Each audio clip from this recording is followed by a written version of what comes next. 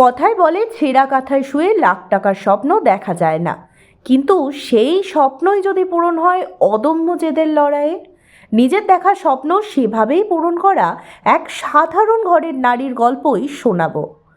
উচ্চশিক্ষিত হওয়ার অদম্য জেদ সাফল্যের চূড়ায় পৌঁছেছে দেবী রায়কে।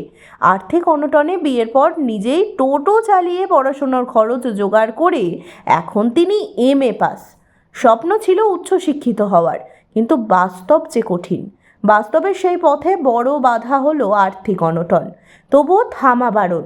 অর্থের কাছে হার মেনে বিয়ে করতে বাধ্য হলেও থামেনি স্বপ্নের পিছনে দৌড়নো। বিয়ে দ্বিতীয় বর্ষের ছাত্রী দেবী রায়, বাড়ি নদিয়ার রানাঘাট থানার অন্তর্গত হবিবপুরে। হঠাৎ করেই পাল্টে যায় তার ভবিষ্যৎ। 5 বছর আগে নদিয়ার শান্তিপুর থানার অন্তর্গত কৃষিপল্লী এলাকায় বিয়ে হয় তার। স্বামী অমৃত বাড়ুই দিনমজুরের কাজ করতেন, কোনো রকমে সংসার চলতো তাদের। অন্যদিকে সদ্য বিবাহিতা দেবী রায়ের জেদ ছিল উচ্চ শিক্ষিত হবেন। বাড়ি থেকে তাকে বিয়ে দিলেও সেই অদম্য ইচ্ছা তাকে হার মানাতে পারেনি। নিজের পড়াশুনো চালিয়ে যাওয়ার ইচ্ছে প্রকাশ করে তার স্বামীর কাছে। দীর্ঘ আর্থিক অনটনের সত্ত্বেও তার স্বামী সে সময়ে স্ত্রীর পড়াশুনো চালিয়ে যাওয়ার সদিচ্ছা প্রকাশ করেন, কিন্তু স্বামীর রোজগারে কোনো রকমে সংসার চলতো যাদের, পড়াশোনার খরচা চালাতে পারেননি। পড়াশোনার বাড়তি টাকা জোগাড় করতে হিমশিম খেতে হয় তাদের।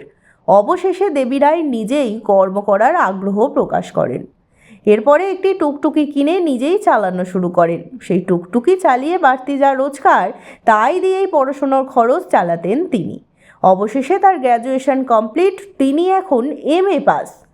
প্রতিবেশীদের কাছেও তিনি ভীষণ আদুরে, শুধুমাত্র তার লড়াই করার গুণের জন্য।